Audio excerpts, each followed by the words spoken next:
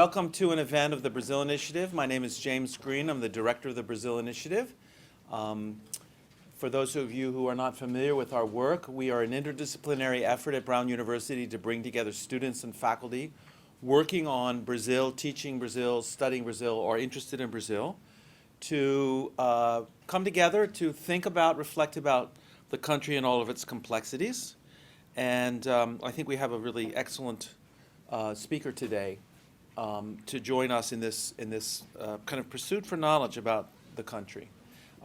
Before I introduce him, though, I'd like to ask Ramon Stern, who is the program administrator of the Brazil Initiative, to announce some upcoming events and also to thank him for all the wonderful work he does to keep this operation going. So thank you, Ramon. Thank you, Jim.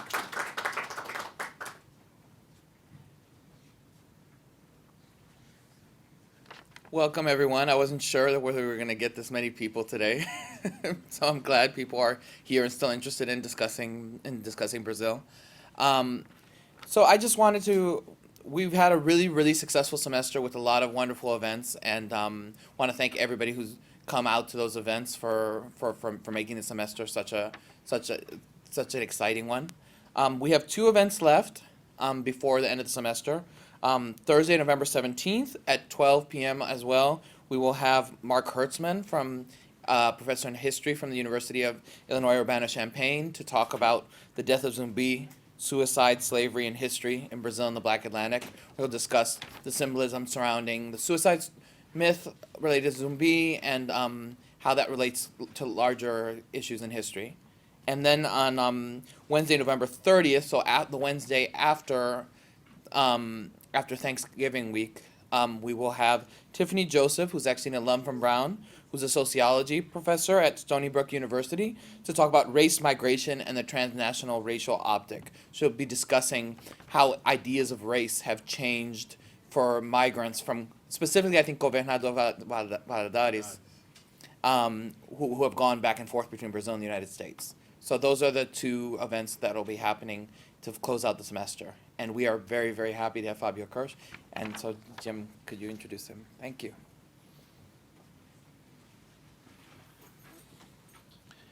I actually met Fabio Kerche at an event I organized at the Casa Rui Barbosa several years ago, in which he gave just an amazing presentation. I went up to him afterwards and said, "Who are you? I want to know more about your work, and I want to invite you to Brown whenever you can come to Brown." Fabio Kerche has a PhD in political science from the University of São Paulo, is a researcher at the Casa Rui Barbosa Foundation in Rio de Janeiro, and a research fellow at the Center for Latin American and Latino Studies at America University in Washington, D.C. this year. He was deputy press secretary and press secretary for the presidency of the Republic during the government of Luiz Inácio Lula da Silva between 2002 and 2005, special advisor to the Secretary General of the Presidency of the Republic between 2005 and 2006, and advisor to the President of the Brazilian Development Bank between 2006 and 2016. And I was very pleased to hear him say that the next time he comes for a postdoc in the United States, he's going to ask if he can come to Brown University. So we'll be happy to receive him when he decides to come again. Thank you very much, Fabio.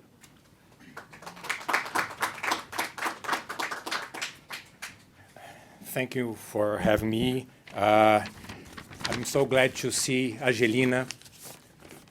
Very nice to see you. And I will bring more bad news, you know. Sorry. I will talk about Brazil. So let's start.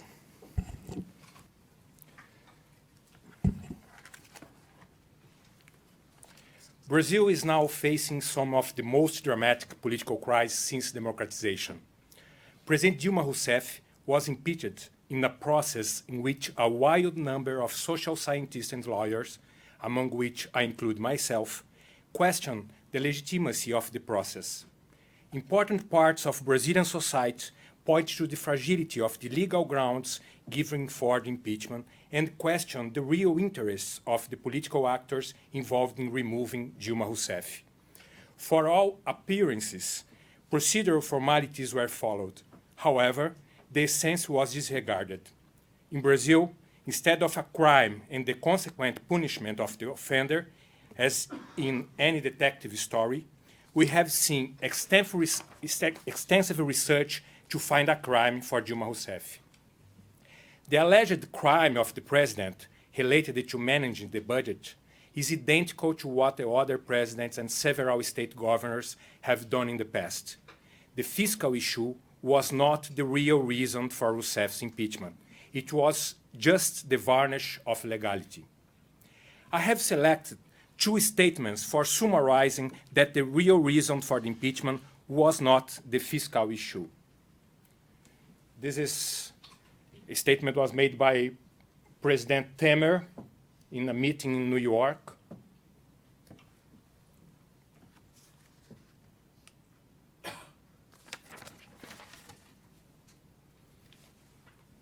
And this was made by Marcelo Crivella, it's just an example, the new mayor of Rio de Janeiro.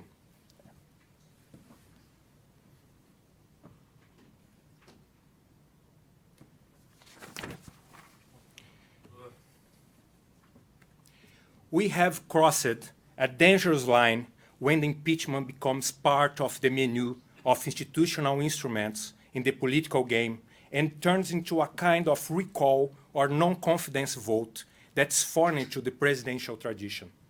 Impeachment is not a tool for removing unpopular government in our system. In the current political crisis, unlike other crises the country has faced throughout its history, the military is absent. Politicians and the urban middle class, traditional actors in our crisis, are once again present. The press, as usual, has a special role in this process. I'm showing a slide that demonstrates how biased is the media in Brazil. This shows how the most important newspapers and the most popular TV news covered Rousseff's administration. The negative vision exceeding neutral or positive reports.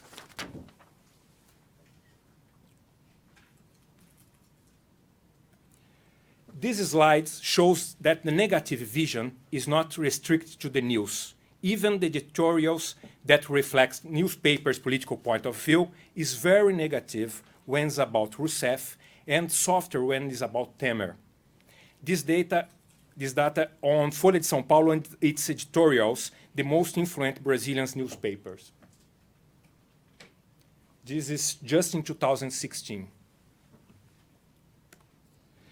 The novelty this time is that new players are protagonists in this process: judges, prosecutors, and the federal police officers. They are members of the Brazilian judicial system that, led by federal prosecutors, started the car wash operation based on corruption in Petrobras. Although corruption is not the official reason for Rousseff's impeachment, it's a fact that a series of scandals involving politicians from various political parties, including politicians from the Workers' Party, was undermining the government's ability to exercise its role. One of the consequences of the judicial process was that the President Rousseff has become weak and close to losing nearly all support in Congress.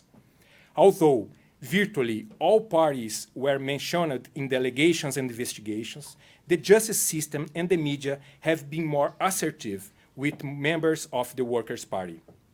Prosecutors, judges, and federal police are now treated as heroes by part of Brazilian society in the mainstream press. Actors who are not elected and are not accountable are in the spotlight, reinforcing the distrust of politicians and political parties.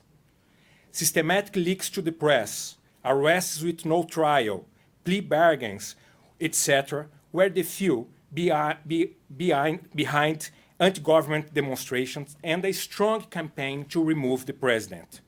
The removal of Rousseff, however, did not bring the crisis to an end. Even after the impeachment, politicians tied with Lula da Silva have sent to jail.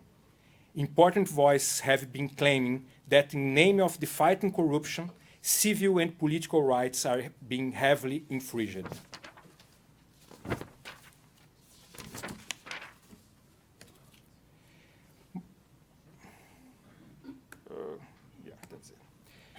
My presentation is going to be about one of the protagonists in this political crisis, Brazilian Prosecutor's Office. I will demonstrate how it's possible from an institutional point of view that a group of prosecutors can contribute decisively to undermine an elected government and to help bring it down, besides criminalizing a very important political party and its principal leader, the former President Lula da Silva. I hope this presentation will clarify how it's possible that these same prosecutors virtually can ignore complaints against members from the center and the right-wing political parties. Let's start with what prosecutors in Brazil and those in other democracies have in common. First of all, it's important to stress that all consolidated democratic states have an institution that is responsible for criminal prosecution. If the existence of prosecutors is the common denominator in democracies, the characteristics of these institutions vary widely. In political terms, I believe that the most important variable, however, lies in how these institutions are held accountable. What external actors to the institution responsible for criminal action have the instruments to punish or encourage certain behaviors of prosecutors? Who can possibly encourage prosecutors to act one way and not another? Who decides the priorities? Who can replace a prosecutor that is not doing his job? This ability to encourage certain behaviors of the prosecutors and disencourage others is more important than the agent's formal location within a country. Prosecutors from Germany, Spain, and Netherlands, for example, even though they are legally part of the judiciary branch, are in fact subject to the executive branch. It's the government that has institutional instruments to create incentives for prosecutors in these countries. Usually, the prosecutors respond to the Minister of Justice, and the minister responds to the head of the government. This is the case in Canada, Scotland, and the United States at federal level, France, England, Japan, among others. The Minister of Justice, in different degrees, can decide on priorities, launch guidelines, and create an institutional policy for the body of prosecutors who report to him. The minister, in turn, is accountable to the head of government and or the parliament in a typically horizontal mechanism for accountability. Citizens pursue vertical accountability through elections, and they can reward or punish rulers considering prosecutor behavior. But there are exceptions to that model in which the prosecutor's office, legally or in practice, is attached to the executive branch. One exception is the district attorney, now as DA in the US. In 45 of 50 states, voters directly choose their head prosecutors through an electoral process similar to the dispute in any other office, in a clearly vertical mechanism for accountability. Thanks to this accountability exercised by voters, DAs are prosecutors with the highest degree of discretion in comparison. They can negotiate sentence without the participation of a judge. Studies show that about 95% of convictions are made through negotiation or plea bargains between the prosecutors and defense attorney. This possibility of voters directly rewarding or punishing the performance of their prosecutor ensures discretion. It would be strange to have discretion without accountability in a democracy. Of course, like all institutional choice, this is also a trade-off. DAs act like politicians, which also has consequences for the judicial system. DAs take into account the reaction of the media, public opinion, and political reasons when deciding which case will proceed and how they will handle with them. In election years, according to surveys conducted in several US states, the DAs are more punitive, taking more cases to the jury and giving preference to process with more impact than years with no elections.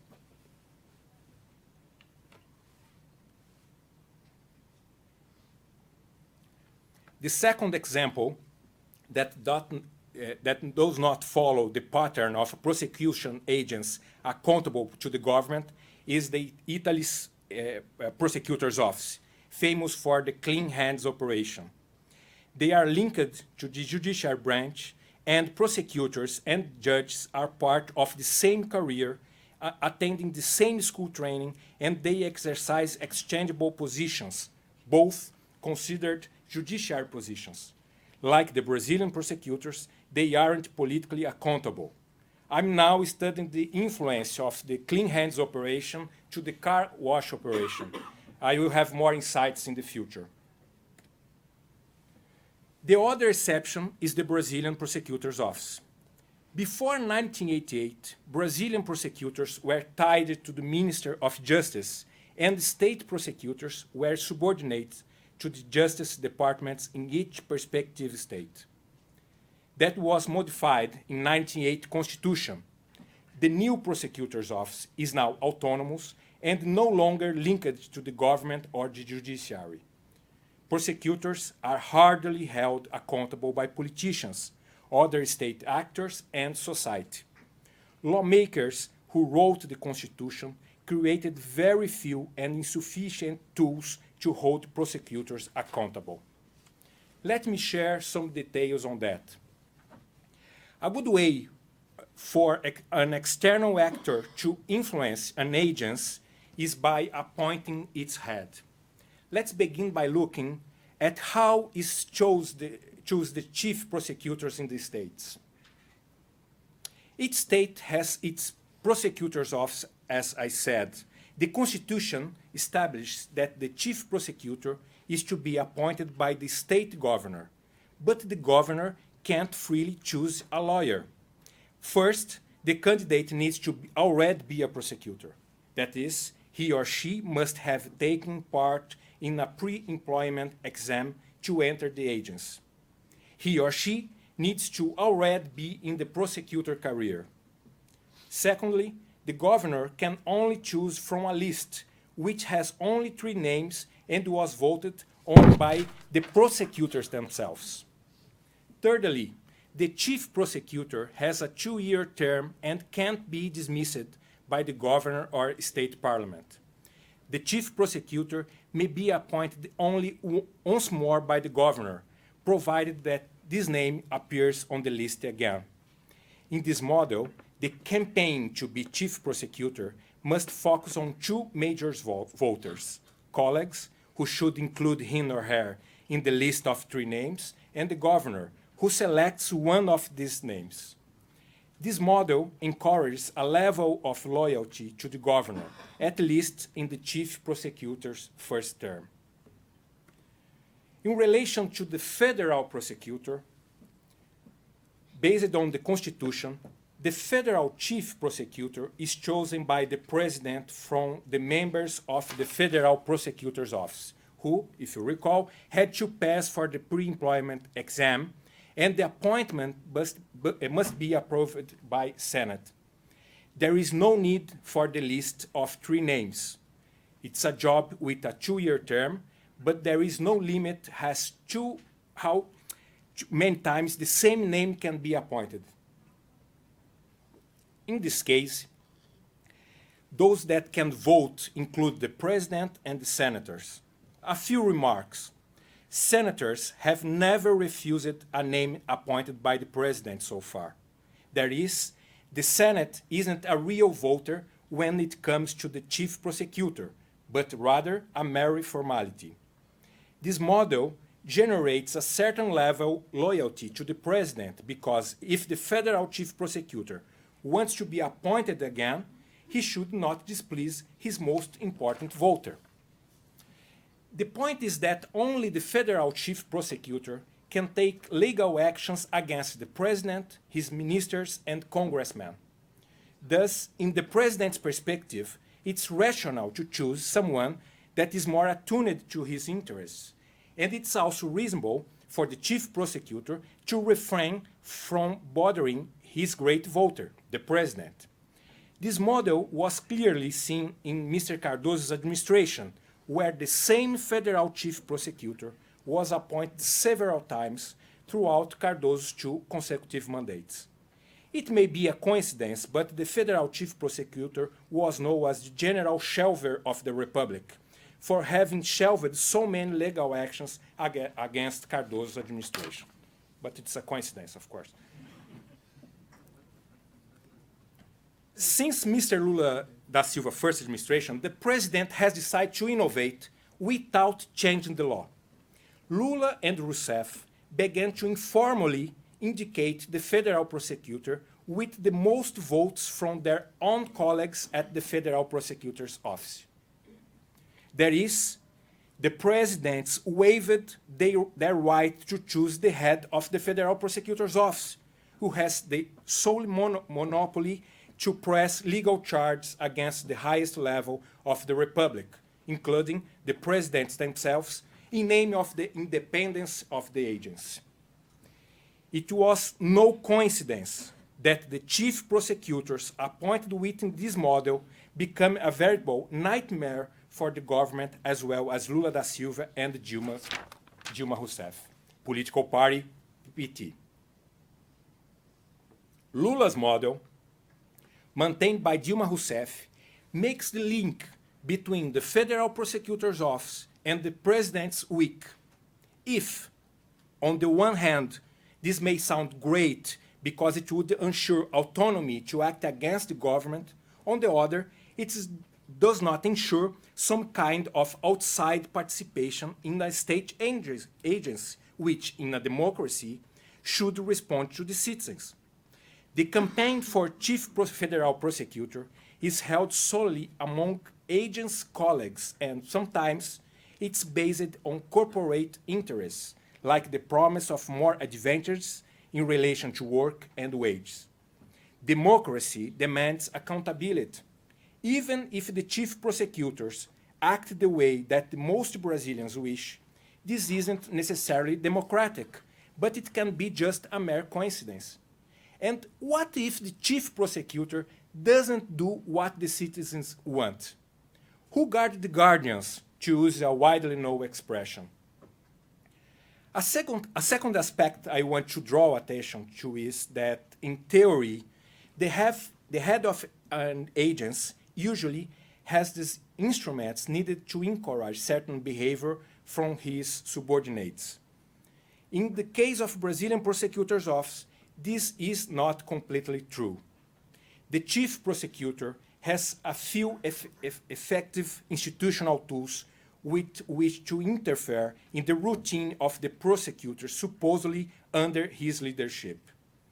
In addition to the prosecutor's tenure, their salaries can't be reduced, and promotions, the main instrument to encourage desired behaviors in the public service, are decided on by a collective board or automatically based on seniority.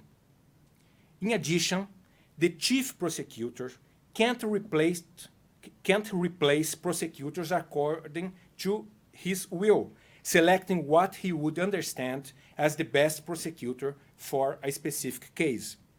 Citizens can only be prosecuted by the prosecutor in their geographic area.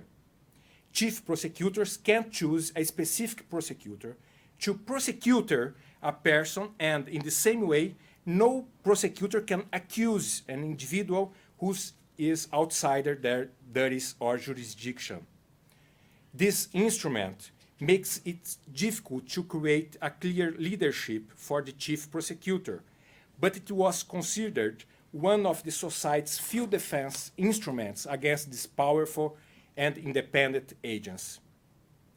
Actually, there is much more than a prosecutor's office at the federal level and another 26 at the state level.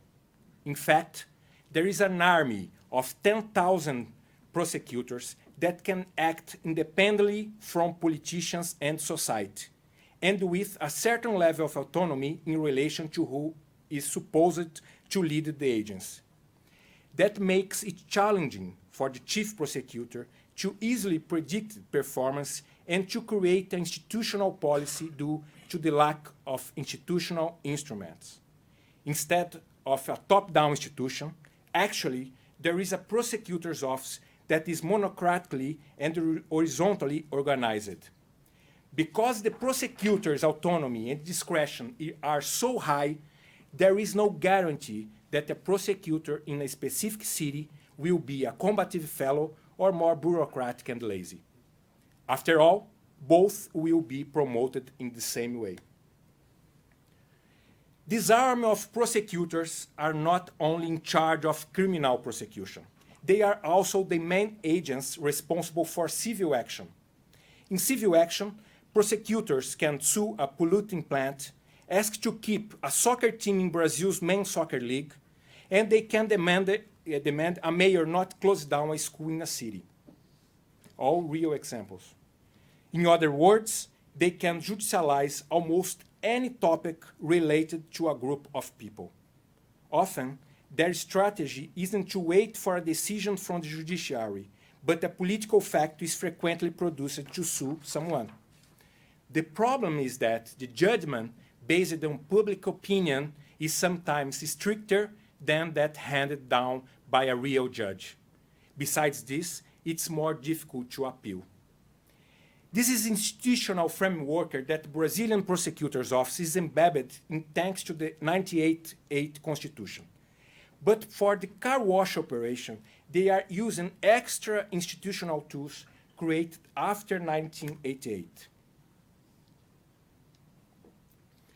The first tool was a law created during the Dilma Rousseff's administration that regulated a kind of plea bargain that a prosecutor can negotiate to reduce sentence in exchange for information from the accused party snitching on their partners and chiefs.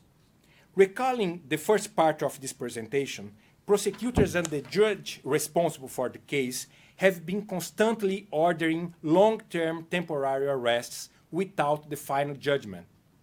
There were 348 arrests by mid-September. Cases already tried at the first instance have punished defendants with long-term penalties beyond appalling crimes in Brazil, such as daughter who murdered her parents to keep the succession and a famous soccer player who killed his lover. By mid-September, there were 106 convictions, totaling 1,148 years, 11 months, and 11 days. That is, there is a hush or a push for whistleblowing, as the whistleblower can't report people and tell stories that have already been told by others. This process has created an accusation market, looking for new facts and new people involved, notably from PT. These denunciations are leaked to the press, always the same TV and newspapers, and reported even with no proof. Suspects are condemned by public opinion and often temporarily placed under arrest, creating a true cycle that feeds on itself. The second innovation was the alliance of the Federal Prosecutor's Office with the Federal Police. Instead of renowned competition, we see the two institutions working together. This alliance was only possible because the Federal Police received high levels of autonomy during Lula da Silva and Rousseff administration. The third innovation was the Federal Prosecutor's Office creation of task force such as the Car Wash Task Force. Creating groups in the prosecutor's office reinforce the importance of the chief prosecutor because he may create a brand or a trademark of his term and when he selects a team to deal with complex issues. The problem is, as we have seen, one of the few institutional tools that protect a citizen against the power of a prosecutor is the principle that it is not possible to choose a prosecutor for a specific case. The idea is that chance limits any persecution of a specific citizen. When the chief prosecutor creates task force, this may be a way to sidestep this principle.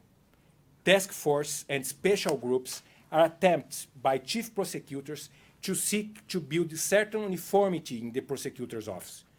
This type of initiative, however, would be more reasonable if there were regular and effective instruments for accountability that could be applied to the public prosecutor's office and the chief prosecutor himself. The institutional model of the prosecutor's office explains why it's possible for prosecutors to get away with that they are doing. Brazilian prosecutors can act as political actors because they have autonomy, discretion, and powerful tools, such as criminal and civil actions. Institutional instruments give them freedom and a wider range where they can act. They have freedom for acting and for choosing their targets, that it's possible to say that the institutional model doesn't shape prosecutors' behavior. The problem is that when institutions do not shape behaviors, when they fail, what remains are behaviors that are based on personal beliefs and personal values. Therefore, to understand the prosecutor's modus operandi, it's critical to understand how they see Brazil. When the institutions matters, when the institution encourages certain behaviors, the opinion of the members may be secondary in the analysis. But when opinions appear because the institution is weak, then they gain importance. My hypothesis is that prosecutors have a negative view of politics and politicians, as do most Brazilians. In a recent poll, some 65% of Brazilians think that most politicians are corrupt. Democracy support in Brazil has decreased from 54% in 2015 to 32% in 2016. In addition, some 87.5% of federal prosecutors agree completely or partly that society is unable to defend their own interests and that legal institutions must act to protect those rights. I will give other examples of this survey. I don't need to read.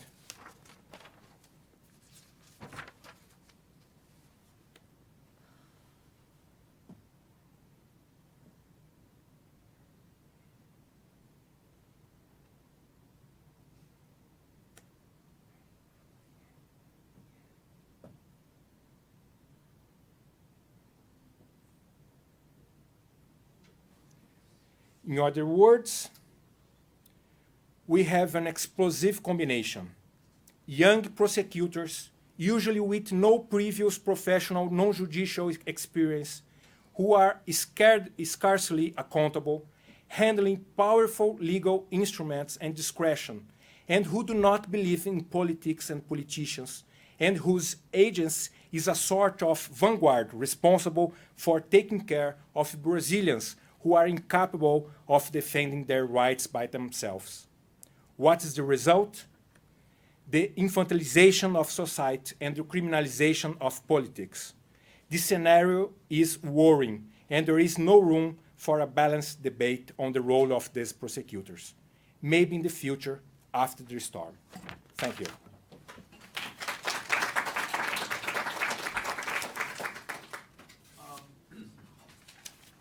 So we're going to take questions. You want to Okay. take questions? And I'm going to editorialize on one little thing. I wrote a piece for the Watson Institute page about the situation in Brazil and the United States. And I guess one can say that the one good thing about the results last night is that we don't have to go through the impeachment of Hillary Clinton in 2019, which I think was inevitable. So we're saving ourselves from the trauma that Brazil had to go through this last year.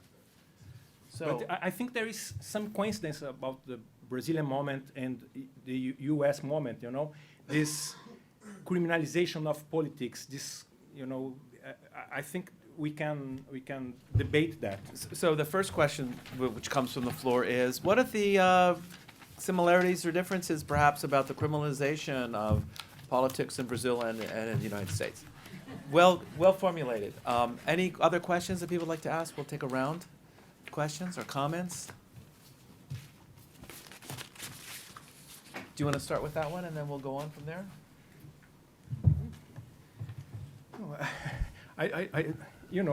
In this case, I think it's better if I listen a little bit to you, or Well, I'll just start then. We can have a little dialogue here. I mean, to me, what happened 10 days ago in this country when the FBI announced they had new revelations on Hillary Clinton's emails, and it was leaked through the Republican Party to the press, it threw everything into disarray. And then Sunday night, surprise, surprise, oh, there are no problems with this, and therefore, just never mind. And it created a political situation done in a way that it's never been done before by the FBI in an inappropriate way. And I think Sergio Moro, in my mind at least, has done the same in Brazil numerous times of leaking things to the press and creating a political situation, public opinion, that is then promoted by sectors of the press to have a political result. So there's at least one clear analogy that I see between the two countries. How the chief of FBI is appointed, do you know? He's a 10-year appointment by the president and ratified by the Congress, I think. Someone could correct me if I'm wrong about that. Questions? 10 years. Wow. Yeah. Yes. Yes, I will just translate that.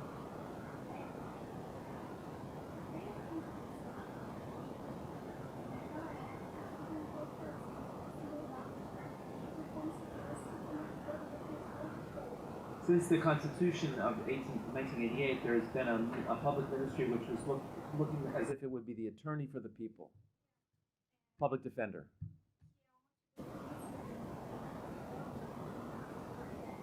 Which is something that's very common in Spanish-speaking countries.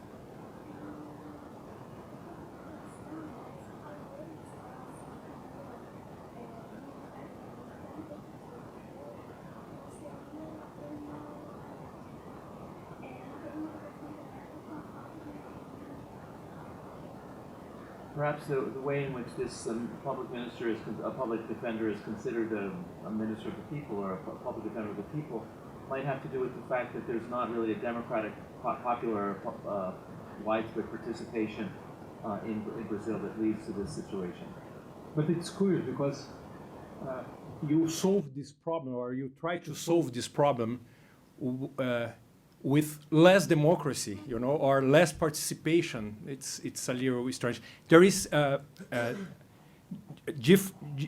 huge difference between the Defensores del Pueblo and Brazilian Prosecutor's Office. I think our model is closer to the Italian, and actually I think we are watching a Italianization process of our system when judge, federal police, and prosecutors come together. You don't have, before the idea in the 1980 Constitution is 3 different bodies, one in charge of the investigation, one in charge of the prosecution, and one is responsible by the judgment, right?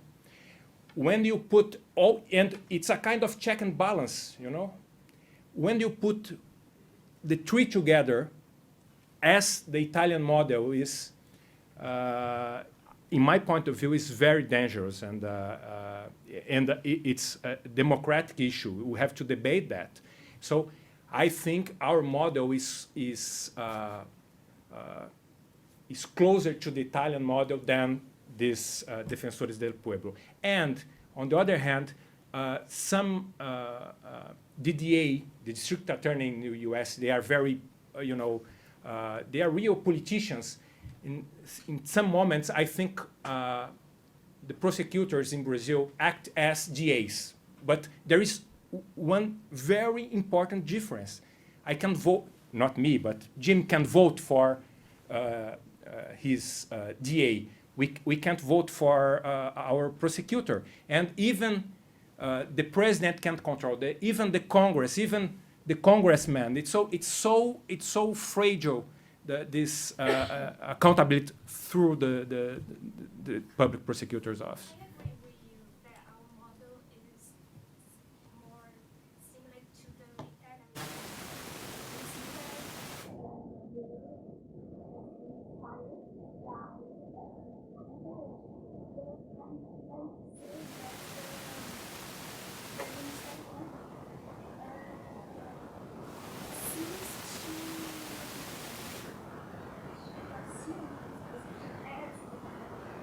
It's true. It's true. It's true. Because they see the Brazilian people as incapable of taking care of their rights, you know. So poor people, they need an institution to take care of them. This is the idea. Yeah, in this point of view, it's true. Yeah.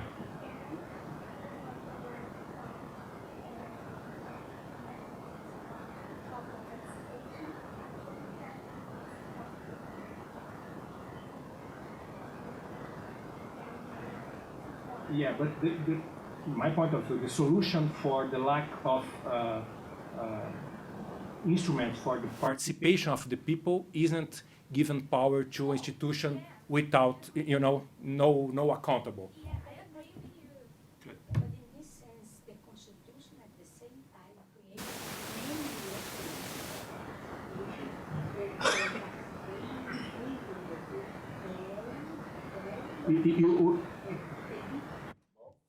Our constitutional control system, for example, it's very open, you know.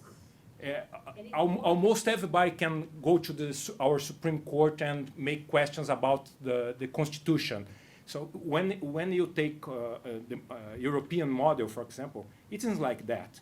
Yeah, I agree with Professor. I think we already have a very open system. It's just more. It's just another institution, and another institution overseeing the state. And this is a problem as well, in my point of view. You know, I think nowadays our problem sometimes isn't that we don't have institutions that oversee the state. It's we have so many. That's very dangerous. We can create, the state can paralyze. Can I say that? Become paralyzed. Yeah.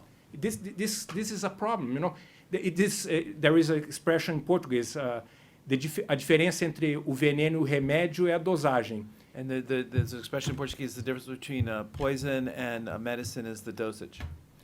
And I think, this is a problem in Brazil. You have so many institutions trying to control. And once Angelina told me, when you create an institution for that, they have to do that. You know, they have to do their job. They have to find something. You know, it's you create a task force, and they will say, no, everything is all right. No, they have to find someone. They have to find something for justify. Their existence. Yeah. Yeah. Good. Yeah. So let's take two more questions. There are a couple of questions there. You had one, Andre, and did you have one, Sylvia? Yeah. The last comment you just made somewhat gets to my question, but I wonder if you can talk a little bit more about the institution of delação premiada. Why the other critique, now binary ways in which these cases are being prosecuted. And in your opinion, was it a mistake that the rules were enacted to retreat, or is it something that's positive but that's been abused?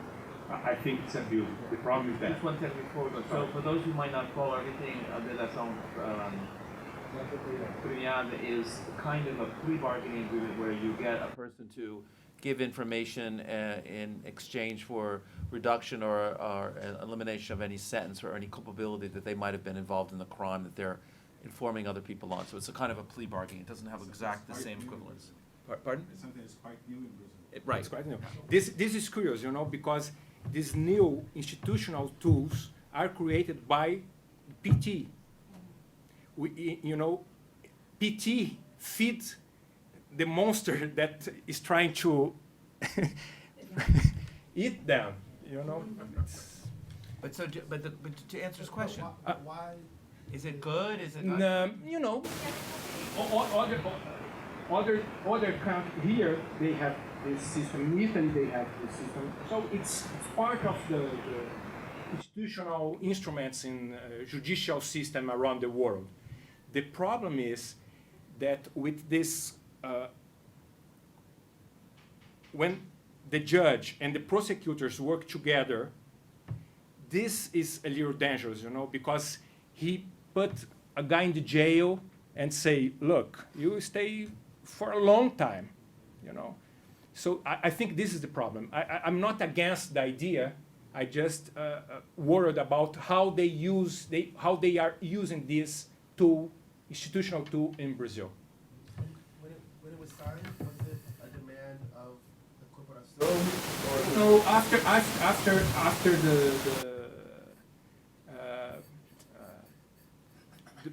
the popular movement in Brazil, etc., the government tried to create new laws to fight against the corruption.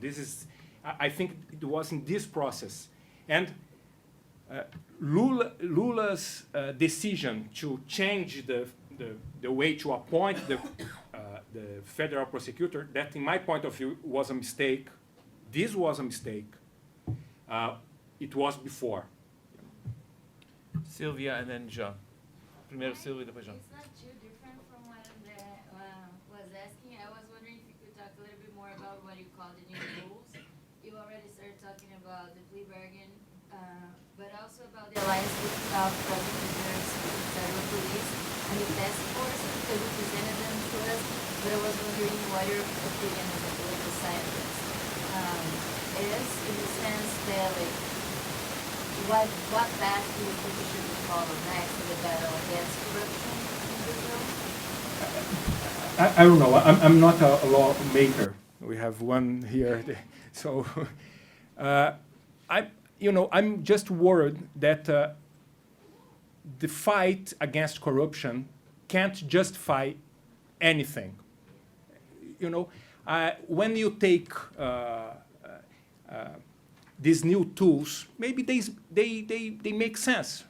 But the problem when you put all together and give these new tools to an institution no accountable, this is a very dangerous combination. I think this is the problem. I'm not against federal prosecutors. All democracies have an institution like that. I'm not against task force.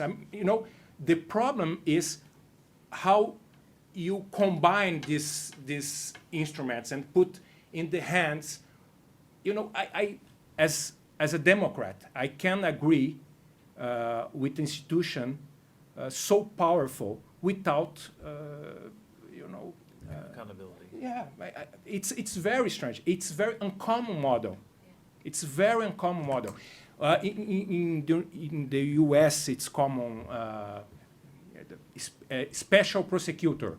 Do you remember when Clinton? Mm-hmm. We have 10,000 special prosecutors. 10,000. It's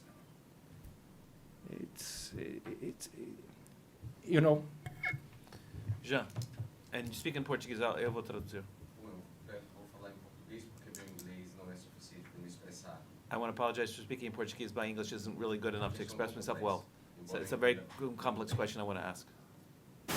Considerando que no Brasil 40% das prisões são provisórias e que a prática de prender pessoas pobres e negras já era corrente uma relação, uma combinação informal entre juízes e promotores. Given the fact that 40% of all detentions are provisional and that the tradition of arresting poor people, especially poor black people and black people, is something that is an agreement between judges and prosecutors. É possível então falar no novo ator político ou a gente vai falar no novo ator tão somente porque esses procedimentos que se voltaram sempre contra os pobres agora está sendo aplicado contra os negros, empresários? Can we really talk about new political actors, given the fact that this institution has been in play for many, many years against poor people, but now maybe it's being discussed because it's going against middle classes or politicians or others? This is a kind of democratization of the problem, right? Now it's a problem for everybody. You're right. It's a new political actor because there is a strong impact in political game, But it's true. What we're watching now, it's it's an old problem. But when maybe this is a political scientist approach, you know, I'm thinking about politics as the game in the state, political parties, etc., etc. But you're right. This is democratization of the problems. Eu ia questionar justamente a democratização desse expediente, porque na verdade o PSDB, o Democratas, o PPS estão protegidos desse expediente. Na verdade, é uma extensão disso para um partido que vem, de certa forma, dessas classes. And even when I question the idea of the democratization, it's because, in fact, the PSDB, the DEM, and other political parties have been exempt from this kind of investigation. So it's really a democratization only to the effect that it affects the PT, which was the party which was in the defense of the poor. But you know, our democracy sometimes, you know, isn't for everybody. So it's a democratization. Yeah. Hi. It's, What do you think about the disputes between state prosecutors, and federal prosecutors? What are your perspective on this kind of dispute? You think about this new actor, political actor, because from the outside, it is some kind of, people look at that and think it's some kind of a mess, it's some kind of a problem. So what do you think the repercussions to our view on this political actor as an entitled and not to superpower federal level? In the 90s, the prosecutors from the states were the actors in charge of sue politicians, especially mayors. You know, these federal prosecutors as political actors is new. This is new. You know, is new because, in my opinion, because Lula has changed the way to appoint the federal prosecutor. This has changed everything.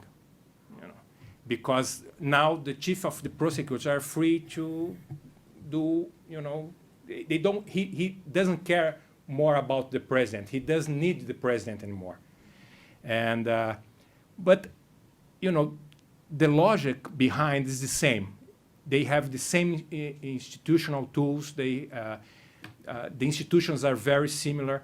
But I think the car wash operation is different, not just because they have special tools, but because they have built this alliance between the judge and federal police. This is very new, and this makes them more powerful. And this is what I'm calling as Italianization of our judicial system.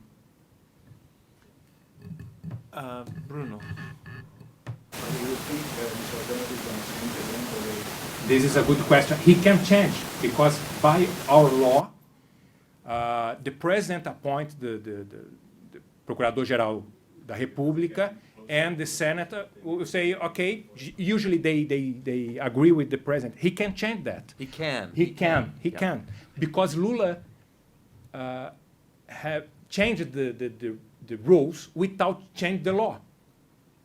You know, it's very Lula that, right? It's more democratic because the idea that democracy, when the corporation says something, it's democratic. It isn't democratic. It's a Lula's mistake. It isn't democratic. It's less democratic actually because there is any participation of the citizen in this process. You know. Yeah. Yeah.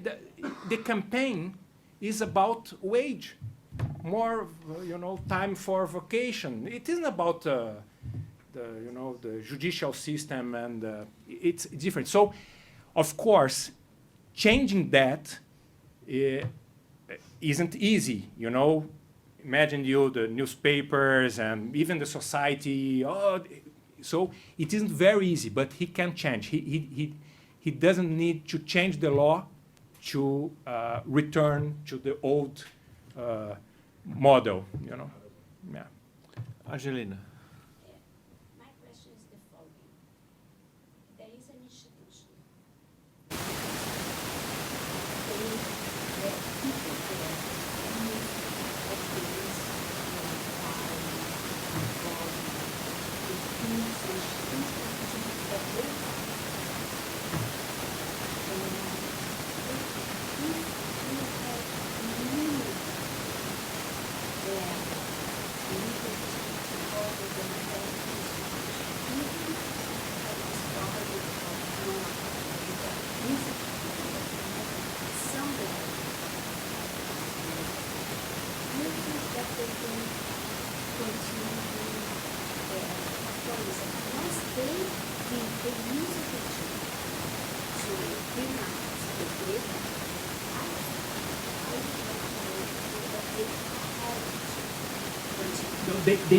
I think, as I try to show, that they have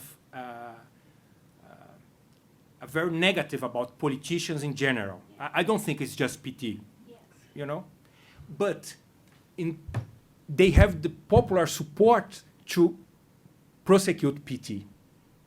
Without the popular support, they couldn't do what they are doing. This is without the popular support. This is part, when you read, I'm talking a lot about Italy now because I'm studying. When you read about the Italian model, Angelina, they say with all,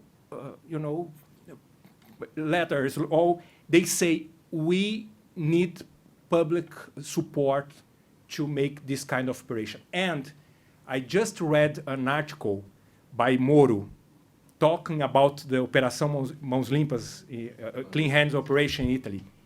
He said that without public support, without the press and the media helping, it's impossible. They know that. So I think they don't like politicians in general.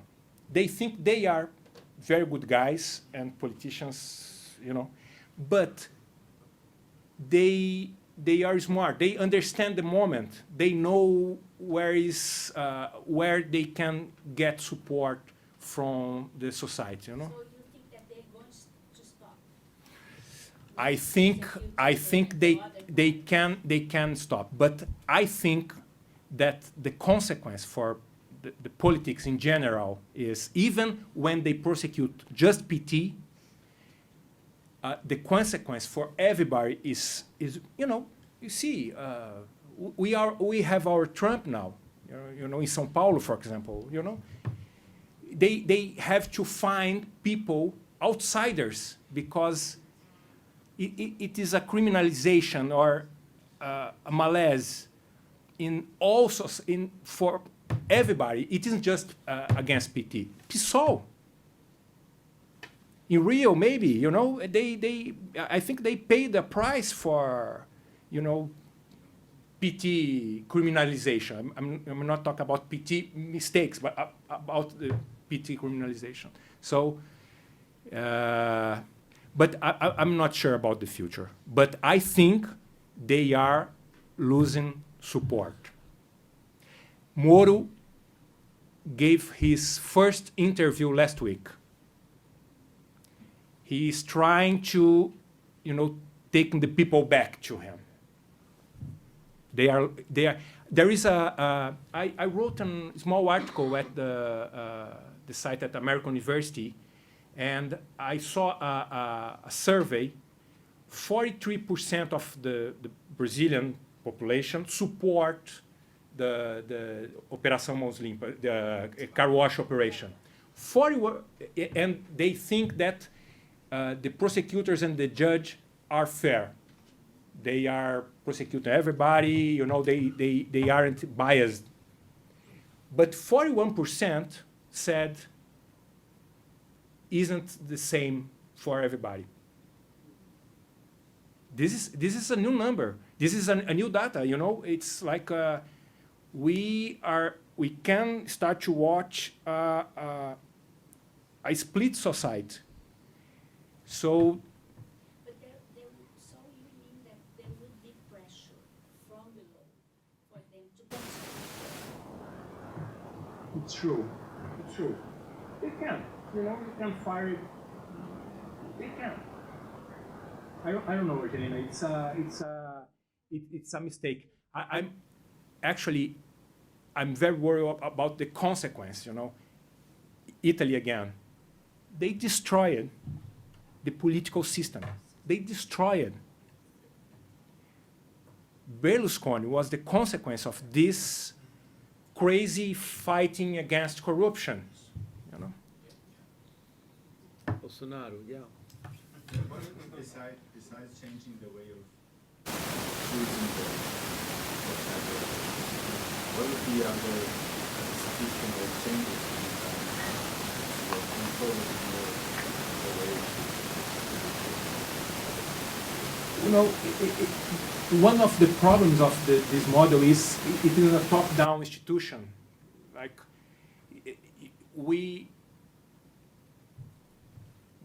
the Procurador-Geral da República, the chief of the prosecutor's office, is he has a very important role because he is the only one can prosecute the president. You know, but actually, they you know, any prosecutor can do everything, and sometimes they aren't very worried about the consequence. They want just create a political problem, you know. They know that they will lose in the future, but they don't want, they aren't worried about the consequence. They want to create the political fact in that moment. So. and how to limit that? I don't know, comparing to other systems. No, you know, as I said, the most common system is institution in charge of the criminal action tied with the Minister of Justice, you know. And so the Minister of Justice and the government is accountable by the people. I can vote, say, I don't like how the prosecutors are acting, so I will vote against your political party. You know, but someone is in charge of that. So this is the most common model. Of course, as I said, it's a trade-off. This is good, you know, but on the other hand, of course, they will be free to prosecute everybody because they are tied with the government. So it's a trade-off. It's a trade-off. You know, we have a congressman, a very good congressman here, you know. So he can, I don't know what is the, I'm just it's a joke, of course. I'm like a movie critic, you know. I write about the movies, but I don't know, shoot the movie, you know. Good. Well, I want to thank you all, Fabio, for your presentation today and your dialogue with us. Thank you very much. We're really happy with you.